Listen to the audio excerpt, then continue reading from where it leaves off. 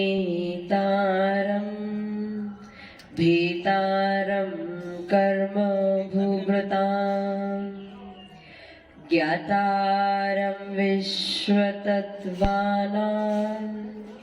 वन्दे तद्गुणे लब्धे वन्दे तद्गुणे लब्धे वन्दे तद्गुणे लब्धे। जय वल्लभ परमेश्वरी भगवान की, देवादिदेवादिनाथ भगवान की, अंतिम शासनपति महावीर स्वामी भगवान की, परम पूज्य अच्छे गुरुदेव श्री आदि सागर महावीर कीर्ति विमल सागर सन्मति सागर जी महाराज की, परम पूज्य अच्छे गुरुदेव श्री सुंदर सागर जी महाराज की, द्वादशांग जिनवाणी माता की।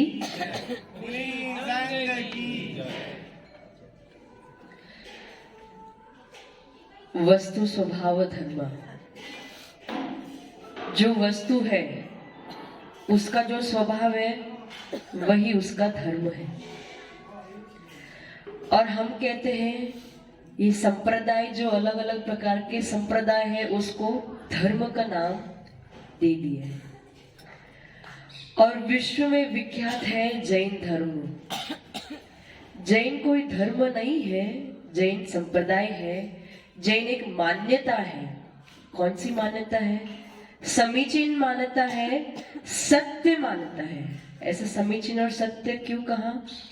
उसके पीछे कारण ये है कि द्रव्य 6 है, तत्व 7 है और पदार्थ 9 है।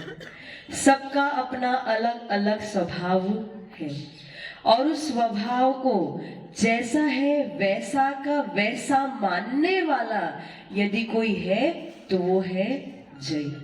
इसीलिए जैन मान्यता है, धर्म आत्मा का धर्म तो एक ही है, ज्ञान और दर्शन, जानना और देखना, यही आत्मा का धर्म है। हर जीव का धर्म एक ही है, लेकिन इस धर्म को मानने वाला सत्य रूप में, समीचीन रूप में, सही तरीके से मानने वाला यदि कोई मान्यता है, कोई संप्रदाय है तो वो कौन है? जैन। और हम सब, भले वो श्वेतांबर हो, दिगंबर हो या विश्व में कोई भी हो, पद 5 ही है। परम पद कितने हैं? 5 ही है। वही परम है, इसके अलावा कोई भी परम। सर्वोत्कृष्ट पद की यदि बात करेंगे तो पद केवल 5 ही है, अरिहंत, सिद्ध, आचार्य, उपाध्याय, सर्वसाधु। इस 5 परम पद के अलावा किसी और पद को हमने पद नहीं माना है। कितने भी पद हो इस व्यवहार में, इस संसार में, आप कितने भी पद की बात कर लो, कितने भी पद की चर्चा कर लो, लेकिन इन 5 परम पद के सामने वे सारे के सारे पद निस्तेज है। केवल 5 ही परम पद है और इन 5 परम पद को ही हम सब नमस्कार करते हैं। अरिहंत, अरि यानी शत्रु, हंत यानी नाश, जिन्होंने शत्रुओं का नाश कर दिया। कौन है वो? अरिहंत है। शत्रु कौन है हमारे? ये बाह्य में जो हमने लोग दिख रहे हैं, हम कहते हैं हमने दुश्मन पाल रखे, वो हमारे शत्रु नहीं है। ये बाह्य के लोग शत्रु नहीं है, वो तो केवल निमित्त मात्र है। मेन कारण क्या है? हमारे अंतरंग के कर्म। तो जिन्होंने कर्मों को नाश कर लिया है वे अरिहंत है। लेकिन उनमें भी 8 कर्म है हमारे पास, लेकिन उन 8 कर्मों में भी जो सबसे बलवान है वो है 4 घातिया कर्म। तो जो जिन्होंने उन 4 घातिया कर्मों को नाश कर लिया है, ऐसे अरिहंत परमेष्ठी अभी हमारे सामने विराजमान नहीं है, क्योंकि काल परिवर्तित हो रहा है, काल बीतता जा रहा है, समय बीतता जा रहा है, समय खत्म होता जा रहा है। ये कौन सा काल चल रहा है? अवसर्पणी काल चल रहा है। अवसर्पणी काल के 4 काल निकल चुके हैं। अरिहंत कब थे? चतुर्थ काल में अरिहंत थे, तीर्थंकर परमेष्ठी थे, अरिहंत थे। वो हमें दिव्य देशना सुनाते थे और धर्म का प्रचार प्रसार करते थे। उन्होंने तीर्थ को चलाया। लेकिन अभी कौन सा काल चल रहा है? पांचम काल चल रहा है। कौन सा काल चल रहा है? और इस पंचम काल का नाम ही दुखमा काल है। जिसका नाम ही दुखमा है तो बिल्कुल सही है, जहां पे केवल दुख ही दुख है, रंच मात्र भी सुख नहीं है। ऐसे पंचम काल में अरिहंत परमेष्ठी की प्राप्ति हमें होने वाली नहीं है। दूसरे है सिद्ध। सिद्ध यानी जिन्होंने सारी सिद्धि कर ली है, सारे काम कर लिए हैं, जो कृत्य हो गए, जिनके कोई भी काम शेष नहीं बचे हैं। हमारे पास सबसे बड़ा काम क्या है? सबसे बड़ा काम क्या है? धन कमाना हमारा सबसे बड़ा काम नहीं है। संसार बसाना सबसे बड़ा काम नहीं है। सबसे बड़ा ध्येय, सबसे बड़ा लक्ष्य, सबसे बड़ा कर्म, सबसे बड़ा कार्य यदि किसी के लिए कोई है तो वो है हमारे कर्म को नाश करना। और जिन्होंने पूर्ण तरीके से सारे कर्मों को नाश कर लिया है वो कौन है? सिद्ध परमेष्ठी। और सिद्ध परमेष्ठी कहाँ है? सिद्धालय में विराजमान हो गए। क्या पुनः लौट के आएंगे? नहीं आएंगे। क्या वो आपको देशना देंगे? नहीं देंगे। क्या वो आपका उपकार करेंगे? नहीं करेंगे। वो तो केवल अपनी आत्मा में लीन हो चुके हैं, उन्हें आपसे कोई प्रयोजन नहीं है। तो हमारे पास अरिहंत भी नहीं है और हमारे पास साक्षात में सिद्ध भी नहीं है। अब आते हैं आचार्य, उपाध्याय और सर्व साधु। ये पंचम काल का सौभाग्य है कि आज भी हमें आचार्य, उपाध्याय और सर्व साधु के दर्शन हमें प्राप्त, उनका सानिध्य हमें प्राप्त हो रहा है, उनका सेवा करने का मौका हमें प्राप्त हो रहा है, उनकी पूजा अर्चना करने का मौका हमें प्राप्त हो रहा है, उनकी दिव्य देशना सुनने का मौका हमें प्राप्त हो रहा है। कि काल धीरे धीरे घटता जा रहा है, काल परिवर्तित होता जा रहा है। ये पंचम काल चल रहा है, आगे छठा काल आपका इंतजार कर रहा है। और यदि छठे काल में आपने प्रवेश कर लिया तो ये आचार्य, उपाध्याय और सर्व साधु भी आपको मिलने वाले नहीं है। इसलिए आप पंचम काल में बैठे हैं। आइए, आपका सौभाग्य है कि आपको आचार्य, उपाध्याय और सर्व साधु मिल रहे हैं।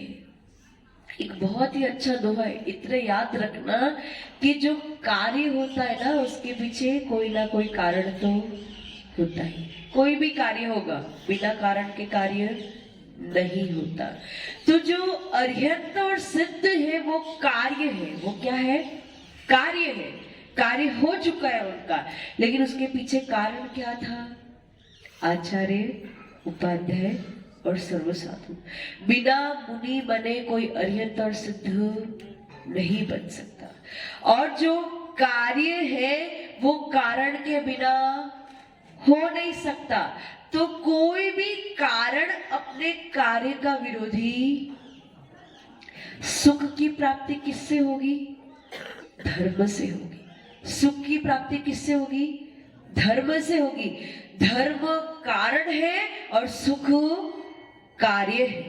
कभी भी धर्म सुख का विरोधी नहीं हो सकता। हम कहते हैं ना कि धर्म करने में, त्याग तपस्या करने में कितना दुख है। तपस्या करेंगे तो शरीर को दुखी करना पड़ेगा, अपनी आत्मा को दुखी करना पड़ेगा। तो ये आपकी मानता गलत है, क्योंकि सुख का मेन कारण क्या है? धर्म। और धर्म कभी भी दुख देने वाला नहीं है। यदि आपकी मानता ऐसी बैठी है कि धर्म करो तो दुखी हो, तो उसका मतलब कहीं ना कहीं हमारे मन में अज्ञानता बैठी है। उसी प्रकार से अरिहंत और सिद्ध पद कार्य है, तो पीछे आचार्य, उपाध्याय और साधु पद कारण है। बिना साधु बने कोई भी अरिहंत और सिद्ध बनने वाला। क्या आप लोग बन जाओगे अरिहंत और सिद्ध? अरिहंत और सिद्ध कौन बनेगा? बिना निवृत्त भेष के अरिहंत और सिद्ध बनने वाले नहीं है। तो जिनके मन में ये भावना बैठी है कि हम केवल अरिहंत और सिद्ध, इन मूर्ति की पूजा करेंगे, इन साधु को नहीं मानेंगे, तो क्या हो जाएगा? कार्य का पूजा तो कर रहे हो लेकिन कारण की पूजा नहीं करोगे, तो कार्य की पूजा करते रहोगे और कारण की पूजा नहीं करोगे तो भी अपने लक्ष्य को प्राप्त होने वाले आप समझ ही नहीं रहे हो कि उसका बीज क्या है। बिना बीज के पौधा उगता, बिना बीज के फल की प्राप्ति नहीं होती है। फल को भोगने भोगने में यदि बीज को भूल जाओगे तो वो फल भी, वो पेड़ भी सूख जाएगा और वो अपना फल देने वाला नहीं है। इसलिए सर्वप्रथम यदि इस काल में हमारे लिए सर्वप्रथम सर्वश्रेष्ठ पूजनीय यदि कोई है तो वो मूर्ति नहीं है, वो मूर्ति भगवान की है। हम मानते हैं किसकी है, भगवान की है, अरिहंत परमेष्टि की है, लेकिन वो तो प्रतिकृति है, अचेतन है, पुद्गल है, उसमें केवल प्राण प्रतिष्ठा करी गई है, संस्कार किए गए हैं, लेकिन कोई जीव तत्व उसमें नहीं है।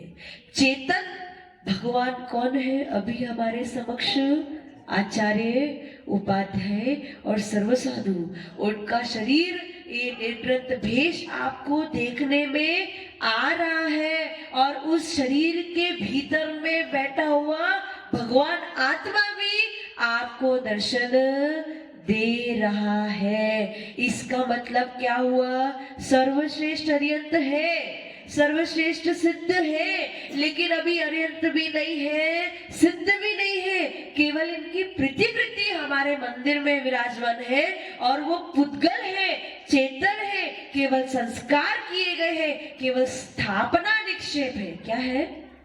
स्थापना की गई है, सच में अरिहंत नहीं है। अरिहंत तो कहाँ होते?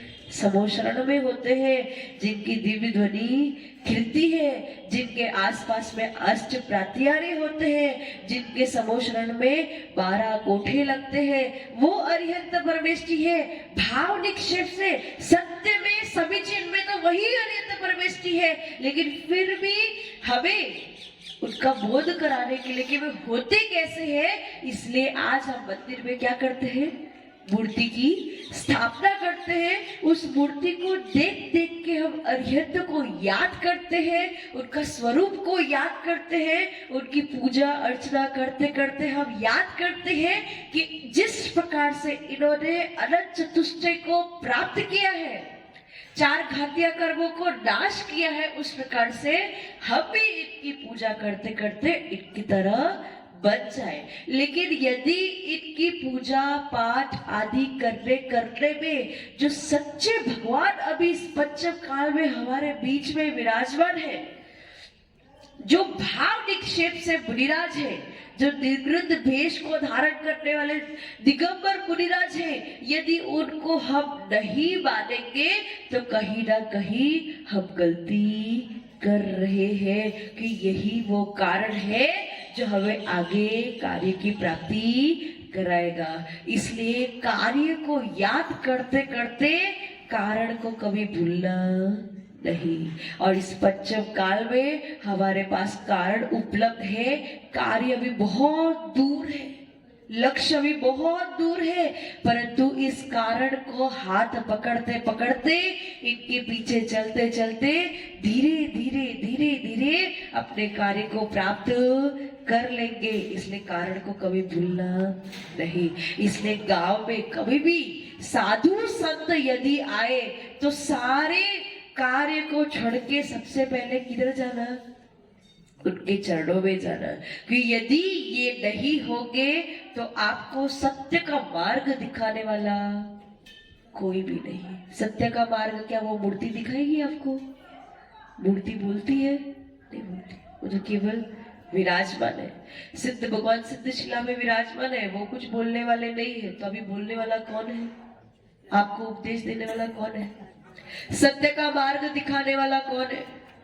यही आचार्य उपाध्याय और सर्व साधु है। अभी तो आपके लिए यही उपकारी है। इन उपकारियों की आप पूजा आराधना करें, ताकि वो जिस मार्ग पे आगे बढ़ रहे हैं, वो जिस कार्य की प्राप्ति की तरफ आगे बढ़ रहे हैं, उस प्रकार से आप भी उनके पीछे पीछे मार्ग में आगे बढ़े और अपने कार्य की सिद्धि करें, ताकि आप भी एक दिन सिद्ध भगवान बन जाए। शिव पंच परमेश्वरी भगवान की